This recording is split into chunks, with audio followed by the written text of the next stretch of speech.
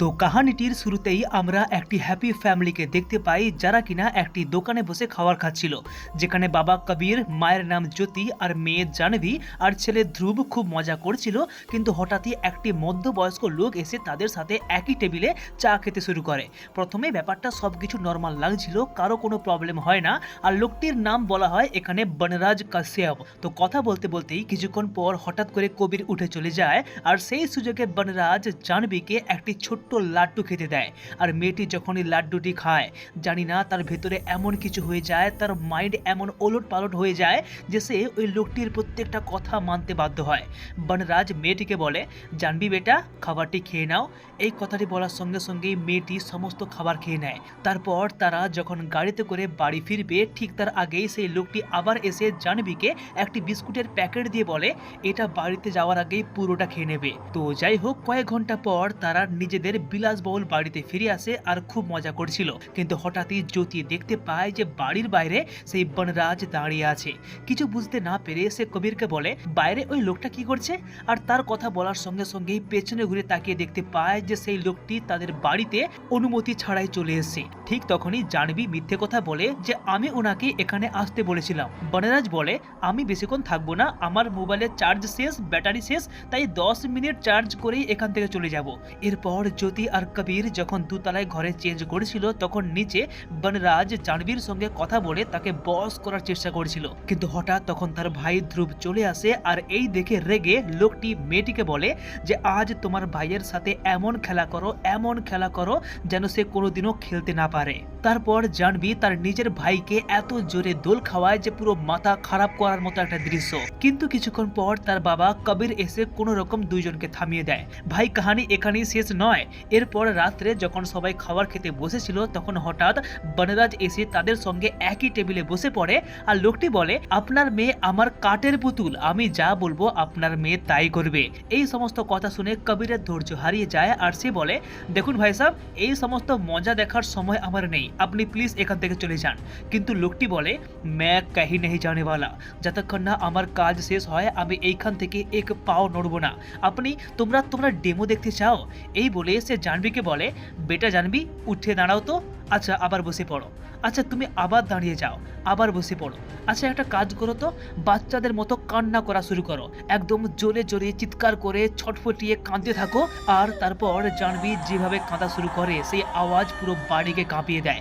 এই দেখে তার মা জ্যোতি বুঝতে পেরে যায় যে লোকটি তার মেয়েকে কালো জাদু করে বশে করে নিয়েছে। আর সামনে ওই যে লোকটি দাঁড়িয়ে আছে, বনরাজ কাশ্যপ, সে কোনো সাধারণ মানুষ নয়, একজন ভয়ঙ্কর তান্ত্রিক। এরপর লোকটির কথায় জাহ্নবী বাড়ির সমস্ত ফোনকে ভেঙে ফেলে, ইন্টারনেটের লাইনকে কেটে দেয়, টেলিফোনের লাইনকে বিচ্ছিন্ন করে দেয়, যাতে এই বাড়ির মধ্যে কেউ পুলিশের সঙ্গে বা অন্য কারোর সঙ্গে যোগাযোগ করতে না পারে। বনরাজ মেয়েটিকে আবার বলে, ওই রান্নাশাল থেকে চায়ের ডিব্বা নিয়ে এসো আর পুরো ডিব্বা ডেকে খেয়ে নাও। আদেশ দেওয়ার সঙ্গে সঙ্গেই জাহ্নবী একটি চায়ের ডিব্বা নিয়ে আসে, আর যত চা ছিল পুরো ডিব্বা ডেকে ভয়ঙ্কর ভাবে খেতে শুরু করে। তান্ত্রিকটি মেয়েটিকে বলে, তোমার এই মুখের হাসি একবার তোমার বাবাকে দেখাও তো দেখি। এই দেখে কবির তাকে আটকাতে যায়, কিন্তু মেয়েটি সেই লোকটির কথায় এতটাই বশ হয়ে গিয়েছিল যে নিজের বাবাকেই থাপ্পড় মেরে ফেলে। কবির বলে, তুমি কি চাও? তান্ত্রিক বলে, আমি শুধু তোমার মেয়েকে নিয়ে যেতে চাই, তোমার আশীর্বাদ নিয়ে। তুমি শুধু বলবে আজীবনের জন্য আমি আমার মেয়েকে তোমাকে দান করলাম। আর এই কথা শুনে কবির তো রেগে যায় আর তান্ত্রিককে ধরে বেধড়ক মারতে থাকে। কিন্তু ঠিক সেই সময় লোকটি জাহ্নবীকে বলে, বেটা জাহ্নবী, তোমার ভাইয়ের মাথা ফাটিয়ে দাও। আদেশ দেওয়ার সঙ্গে সঙ্গেই মেয়েটি নিজের ভাইয়ের মাথা ফাটিয়ে দেয়, আর মাথা থেকে বাচ্চাটির ছচ্ছর করে রক্ত পড়তে থাকে। জাস্ট ঠিক সেই সময়ে দুইজন পুলিশ অফিসার বাইরে বেল বাজাতে শুরু করে, কিন্তু কোনো সাড়া শব্দ না পেয়ে দুইজন পুলিশ যখন বাড়ির দরজা খুলে ভেতরে আসে, ভেতরের সিন পুরো বদলে যায়। জ্যোতি, বনরাজ আর কবির তিনজনে বসে আরামসে গান শুনছে, গল্প করছে, যেন কোনো ব্যাপারই নয়। পুলিশ বলে, জ্যোতি নামের কোনো মহিলা এই বাড়ি থেকে আমাদের হেল্পলাইন নাম্বারে মিস কল করেছিল, তাই আমরা দুজন এইখানে এসেছি। Any problem sir? জ্যোতি বলে, আমি তো কোনো ফোন করিনি। আর ঠিক তখনই রান্নাশাল থেকে চালের ডাব্বার ভেতরে একটি ফোন বেজে ওঠে। মহিলাটি বলে, আচ্ছা তাহলে হয়তো আমার ছেলে ভুল করে আপনার নাম্বারে ফোন লাগিয়ে দিয়েছিল। এই বলে সে ফোনটিকে আনতে যায় আর রান্নাশালে গিয়ে দেখতে পায় যে জাহ্নবী হাতে একটি ম্যাচিস নিয়ে গ্যাস সিলিন্ডারের উপর বসে আছে আর নিচে গ্যাস সিলিন্ডার থেকে অনবরত গ্যাস বেরোচ্ছে। যদি কোনো কারণে পুলিশগুলো জানতে পেরে যায় যে এই বাড়িতে কি হচ্ছে, তাহলে তান্ত্রিকের আদেশে একটা ম্যাচিসের আগুন আর পুরো বাড়িটিকে ব্লাস্ট করে দেবে। এই ভয়ে জ্যোতি আর কবির পুলিশটিকে কিছুই বলতে পারে না আর তাদের সামনে এমন ভাবে নাটক করছে। তো পুলিশগুলো বলে, ঠিক আছে, আর যদি কোনো সমস্যা হয় তাহলে আবার ফোন করে জানাবেন। এই বলে তারা দুজন সেখান থেকে চলে যায়। এরপর কবির বাড়িতে যত টাকা পয়সা ছিল সবকিছু একটি ব্যাগে ভরে নিয়ে এসে তান্ত্রিকটিকে দিয়ে বলে, প্লিজ লিভ মাই হাউস, আমি আপনার কাছে আমার মেয়ের প্রাণ ভিক্ষা চাচ্ছি, আমার মেয়েকে ছেড়ে দিন। এত লক্ষ টাকা একসঙ্গে পেয়ে তান্ত্রিকটি ব্যাগ নিয়ে সেইখান থেকে বেরিয়ে যায় আর কবির ভাবে হয়তো সমস্যা মিটে গেছে। এই বলে নিজের মেয়ের সঙ্গে কথা বলতে থাকে, কিন্তু মেয়েটি কোনো উত্তর দেয় না, চুপচাপ দাঁড়িয়ে থাকে। মানে জাহ্নবী তখনও সেই তান্ত্রিকের বসেই আছে। এই দেখে বাবা মা বাড়ির বাইরে বেরিয়ে দেখতে পায় যে সেই তান্ত্রিক টাকার ব্যাগটিতে আগুন লাগিয়ে দিয়েছে। বনরাজ বলে, তোমরা ভেবেছিলে হয়তো টাকা দিয়ে আমাকে আটকাতে পারবে, হ্যাঁ, কিন্তু বিশ্বাস করো আমার মধ্যে টাকা পয়সার লোভ লালসার বাসনা কিছুই নেই। আমি এইগুলো থেকে অনেক উপরে চলে গিয়েছি। তুমি জানো আমি কে, আমি কি করতে পারি? বানাতা ফিরতা মরোড়তা লোক कहता है मैं किसी को नहीं छोड़ता। আজকেই সেই রাত, উমরা কি রাত, আর আজকেই আমি স্বয়ং ভগবান হয়ে যাব।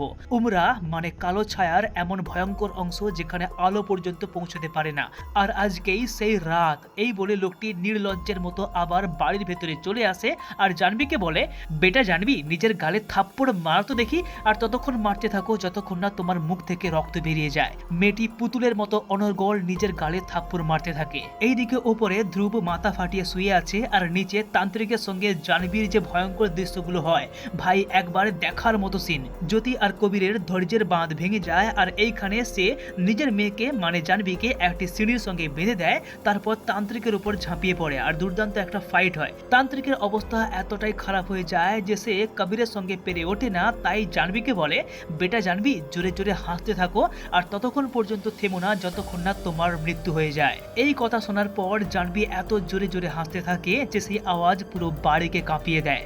আর জাহ্নবীকে বাঁচানোর জন্য ফাইনালি কবির তান্ত্রিককে মারা বন্ধ করে দেয় আর তান্ত্রিকটি বলে, জানো জাহ্নবী তোমার বাবা চায় তুমি আবার আগের মতো হাসতে থাকো, আগের মতো ঠিক হয়ে যাও, আর আমি যেন তোমাকে পুরোপুরি মুক্তি দিয়ে দেই। ঠিক আছে হয়ে যাবে, কিন্তু তার আগে তোমার উপরে যে ভাই আছে না ধ্রুব, ওকে গিয়ে প্রাণে মেরে ফেলো।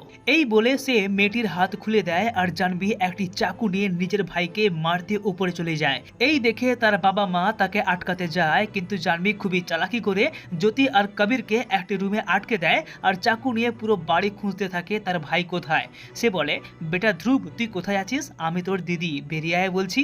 কিন্তু পুরো বাড়ি তল্লাশি করলেও সে তার ভাইকে খুঁজে পায় না। কিন্তু ফাইনালি বহুক্ষণ পর ছাদের সুইমিং পুলের ধারে ধ্রুবকে খুঁজে পেয়ে যায় আর নিজের ভাইকে উপর থেকে নিচে ফেলে দেয়। কিছুক্ষণ পর কবির আর জ্যোতি দরজা ভেঙে বাইরে বেরিয়ে এসে দেখতে পায় তার ছেলে অচেতন হয়ে পড়ে আছে। এই সিন দেখে তারা পুরোপুরি ভেঙে পড়ে অ্যান্ড ফাইনালি তারা সহ্য করতে পারে না আর বনরাজকে অনুমতি দিয়ে দেয় আর তান্ত্রিকটি তার বাবা মায়ের আশীর্বাদ নিয়ে জাহ্নবীকে নিয়ে সেইখান থেকে চলে যায়। এরপর আমরা দেখতে পাই যে ধ্রুব কিন্তু এখনো মরেনি, সে বেঁচে আছে। তাই জ্যোতি নিজের ছেলেকে নিয়ে গাড়িতে করে হাসপাতালের দিকে চলে যায় আর কবির একটি সাইকেল চালিয়ে সেই তান্ত্রিকের উদ্দেশ্যে রওনা দেয় যে সে তার মেয়েকে নিয়ে কোথায় গিয়েছে। আর এইখানে একটু পেছন দিকের সিন দেখানো হয়, যখন বাড়িতে মারপিট চলছিল না ঠিক সেই সময় তান্ত্রিকের ফোন নিয়ে কবির সুযোগ বুঝে পুলিশের হেল্পলাইন নাম্বারে একটি লোকেশন পাঠিয়ে দিয়েছিল।